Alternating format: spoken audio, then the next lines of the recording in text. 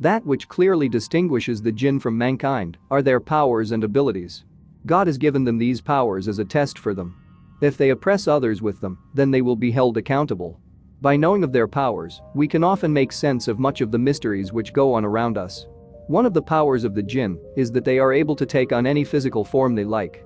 Thus, they can appear as humans, animals, trees, and anything else. Thousands of people have sighted strange-looking creatures all over the world, and it seems more plausible all the sightings of such creatures may have been jinns parading in different forms.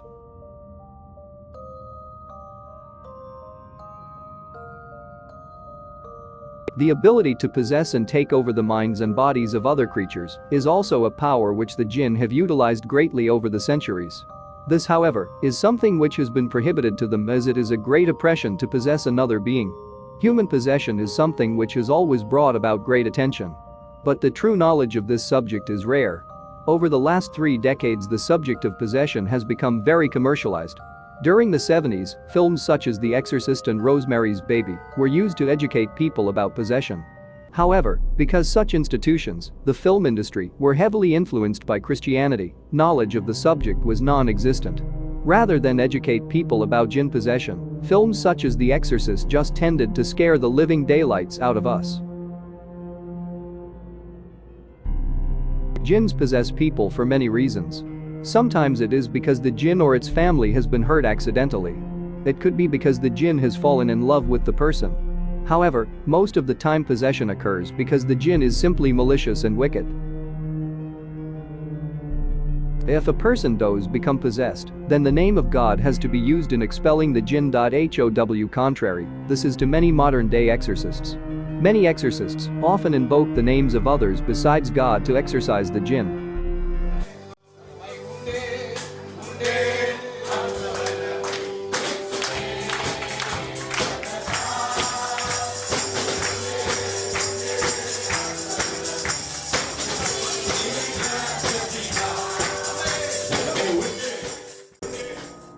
When the jinn does leave, these people believe that their way was successful. However, this is a ploy of the jinn, as it knows that if it obeys the exorcist, then it has succeeded in making him worship others besides God. The jinn often returns when the exorcist leaves, as it knows that nothing except the words of God can stop it from oppressing others. It is not only humans which are possessed, but also animals, trees, and other objects. By doing this, the evil jinn hope to make people worship others besides God.